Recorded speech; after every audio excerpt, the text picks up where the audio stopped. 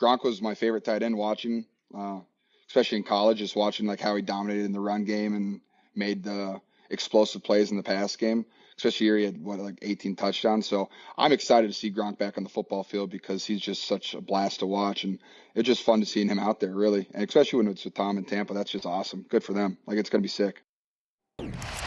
All right, pleasure to have George Kittle on the show. Gronk is back. It's been a great offseason to be a Bucs fan. First, they land Tom Brady. Their odds of winning a Super Bowl rise considerably. And now Rob Gronkowski, traded from the Pats at Tampa, reunites with Brady, making the chances of them winning a title even greater. Brady's all fired up. He just tweeted this, time to run it back, tagging, of course, Rob Gronkowski. Stephen A., will Brady and Gronk get Tampa back to a Super Bowl? I believe they will. I believe they will because I think the weapons are them combined with their experience is what does it. If you were just relying on them to be great, that would be something different. But when you have the requisite weapons that they have available to them, plus the coaching of Bruce Arians, the offensive stewardship of Byron Leftwich, who I don't think gets enough credit, and you talk about adding veteran missing pieces like Brady and Gronk, I think they can get it done. As great as New Orleans is, they've come up short in the postseason. Green Bay isn't what they used to be, even though I root for my man Aaron Rodgers every single day because he's still a bad man in my eyes. Don't get me started with anybody in the NFC East, and Jimmy Garoppolo is the favorite in the NFC West. I ain't sold. I think Tampa Bay could pull it off. I don't know if they will, particularly this season, but I think in the next 2 years, they could find themselves in the Super Bowl.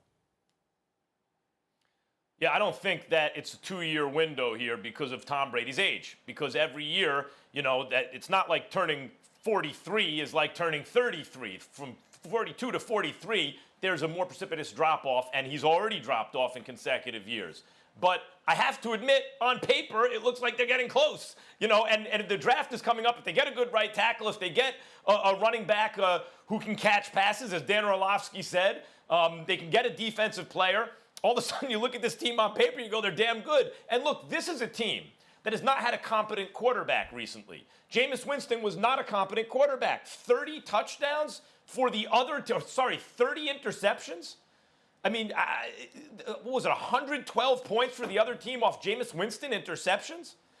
Remember when Fitzpatrick came in a couple of years ago early in the season? They were putting up 40 points a game. They're an electric offense. Is Fitzpatrick the greatest quarterback ever? He's just kind of competent. So if Brady can be competent, and that clearly he still is, if he can be competent, they should be very good.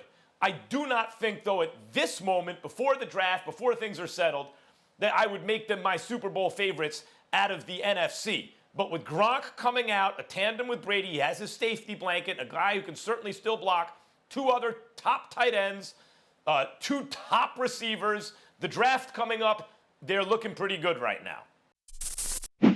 Thanks for watching ESPN on YouTube. For live streaming, sports, and premium content, subscribe to ESPN+.